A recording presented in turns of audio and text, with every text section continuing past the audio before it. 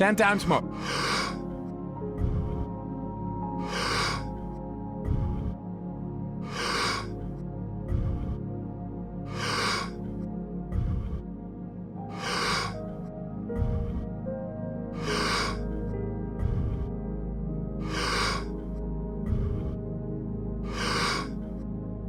Two times more. Letting go and stop. Now here's what's happening in our work. People who are self-regulating and creating these elevated states, we have heart scans of them sustaining heart coherence for a whole hour during a meditation. Then at the end of the day, they're still wearing the monitor. It's 8 o'clock at night, they're not even in a meditation, and for a whole entire hour they're in heart coherence. We say to the woman, what's going on here? She said, I have no idea. I was just getting ready for bed and all of a sudden my heart just swelled up. It was so intense I had to lay on my back and surrender to love instead of surrendering to fear. She had a spontaneous love attack instead of a spontaneous panic attack. Now, I would call that the natural state of being. So then, if you're living by those elevated states and you know how to feel that emotion of your future before it happens, you're less likely to wait for it to happen because you'll feel like it already happened. You're less likely to try to control it. You'll know that the moment you lose the feeling, you just disconnected and you're going to make your way back.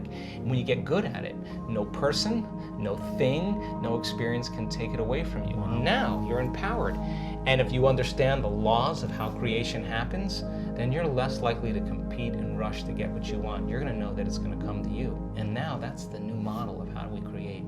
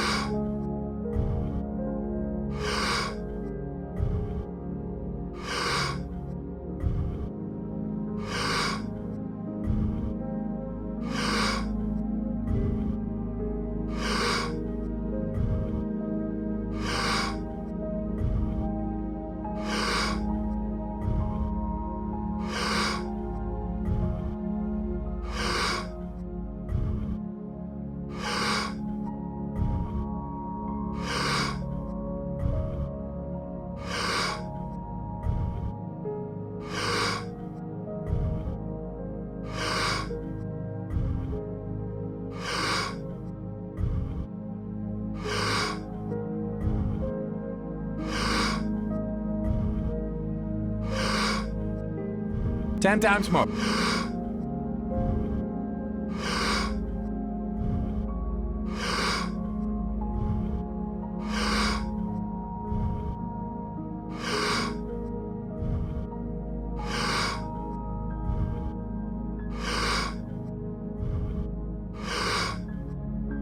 Two times more. Letting go and stop. Knowing it's going to come to us at the right time. What if we want it faster? Well, you just do it again. But remember, if you're trying to make it happen faster, you're back to the old self. Right. The new self would never do that. The new self would constantly stay there. And so then how does it appear? It appears in a way that you can't expect. Because if you can predict it, it's the known. It's gonna come in a way that you haven't thought of, an unknown.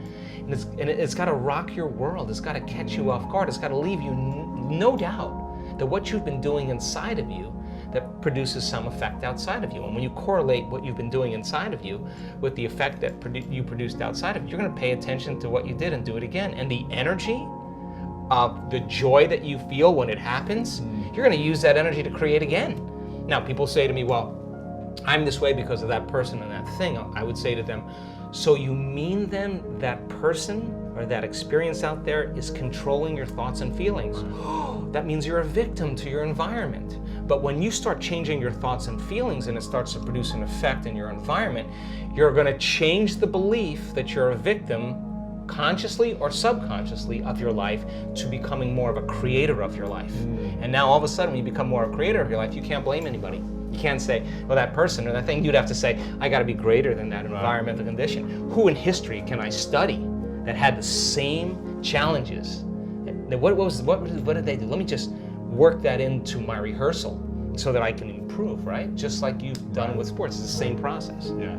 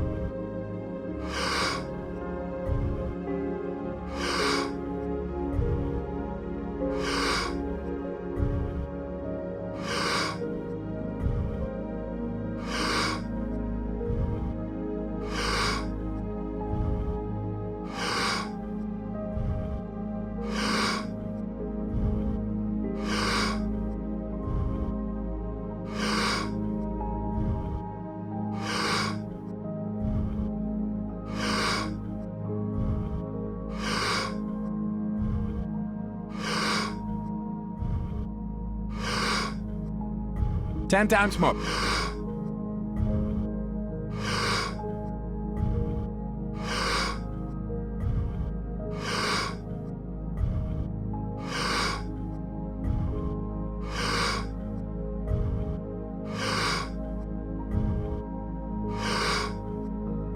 2 times more.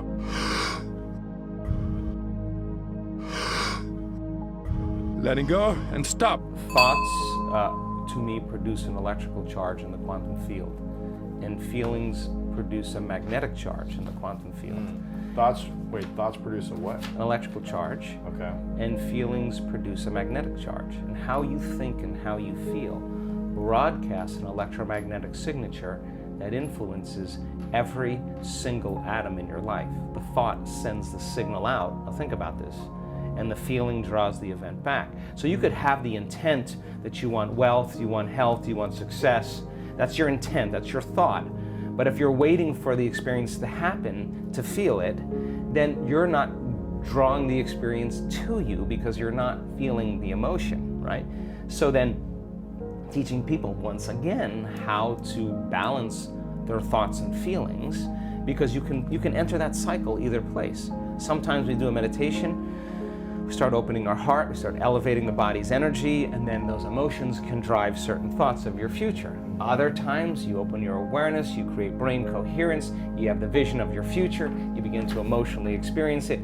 However you want to jump on that cycle, and then sustain it, because the longer you're conscious of that energy, the more you're drawing your future to you. So then, most people spend their lives, right? We live in this realm called space-time, three-dimensional reality, and you move your body through space in three-dimensional reality, it takes time. Yeah. So everything, all your goals, all your dreams, all your visions, you're gonna have to get your body up and drag it through space every day to pay off that, that home that's in your future, right? Right. When you create from the field instead of from matter, when there's a vibrational match between your energy and some potential, and your thoughts and feelings are coherent, now you are going to begin to collapse time and space, or the experience is going to be drawn to you. Now you're the vortex to your destiny, and now you don't have to go anywhere to get it, because you're not playing by the rules of three-dimensional reality, you're playing by the rules of energy and the quantum. So teaching people how to do this and getting better at it, then all of a sudden they're not forcing and controlling outcomes. In fact, they're trusting and surrendering to outcomes, because they don't want to get in the way. Because the moment you start trying to predict when it's going to happen or how it's going to happen, you're overlaying a known over a place where there should be an unknown, right? So teaching people how to do that means we have to lay down the very thing we used our whole life to get what we want for something greater to occur, right? And so that transcendental moment is something that we're working on demystifying. And